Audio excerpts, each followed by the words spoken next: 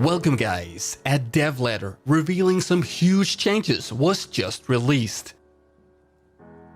Erangel is getting a huge update which is mostly visual but will also mean changes to buildings, position of buildings with additions of new ones too.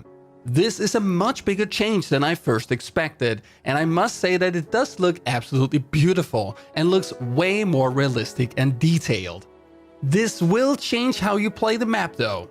First, it will be harder to spot enemies as the level of detail is increased. There will simply be much more going on in your field of view compared to how it is today. This will make it easier to play passively and will make aggressive players less powerful.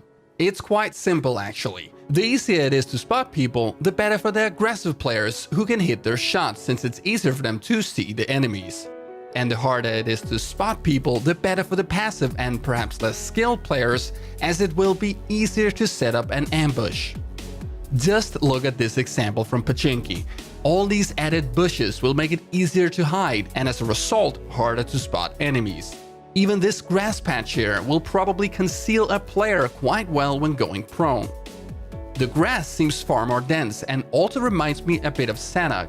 It is safe to assume that going prone will conceal you better with more dense foliage. A concern you might also have is the performance. With more details might come less frames per second, but this is also something we will have to test.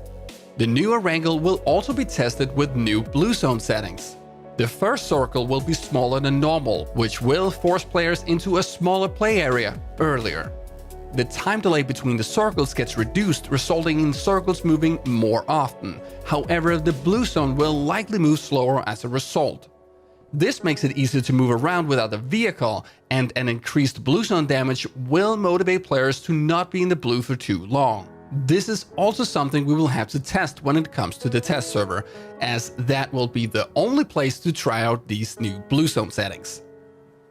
The test server will open for gameplay on the new Erangel today at 8 PM PDT, but only for PUBG partners in custom games, and it will be open for everyone in 2 days on the 8th of June. Another huge gameplay change that was teased in an official PUBG video today is the new ledge grab.